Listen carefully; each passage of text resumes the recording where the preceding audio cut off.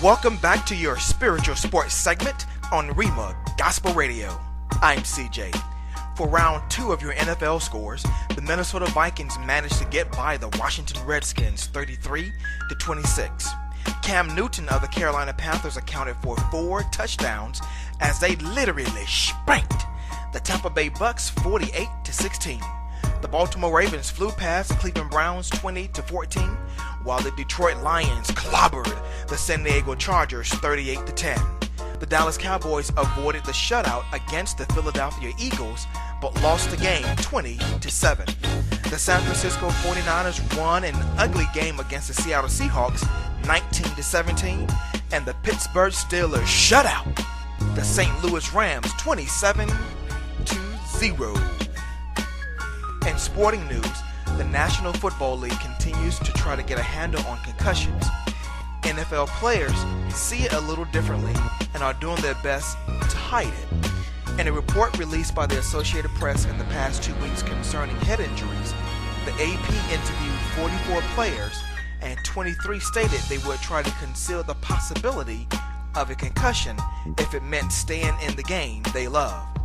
But in the same report, players indicated they should be better protected from their own instincts. Yet, in another interview with certain players, they are more aware than they were 2 years ago of the possible long-term effects of jarring hits to their heads, and instead of trying to conceal a head injury, they would be more apt to seek help.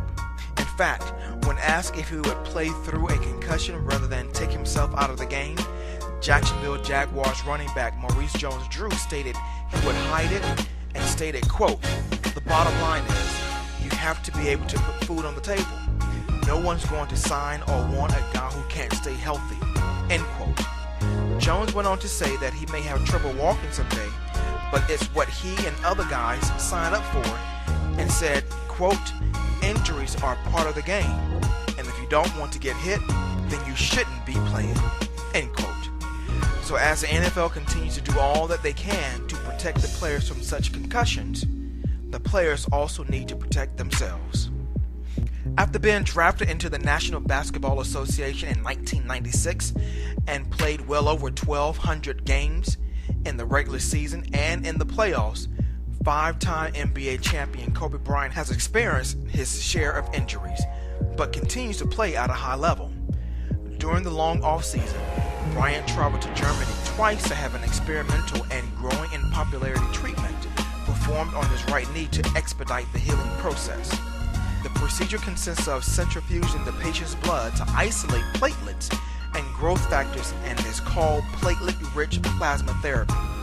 To accelerate healing, the mix is injected into the injured area, and the concentrated growth factors have been shown to speed growth and healing in surgically created lesions in lab animals. Other players such as Tiger Woods, defensive tackle for the New York Giants Chris Canty, and Philadelphia Phillies star pitcher Cliff Lee have also undergone the procedure.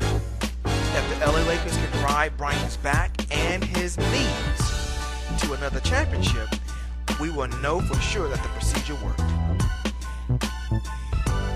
This sports segment was sponsored by Simple Church Ministry, where they are not the spectator sport we Christians call church.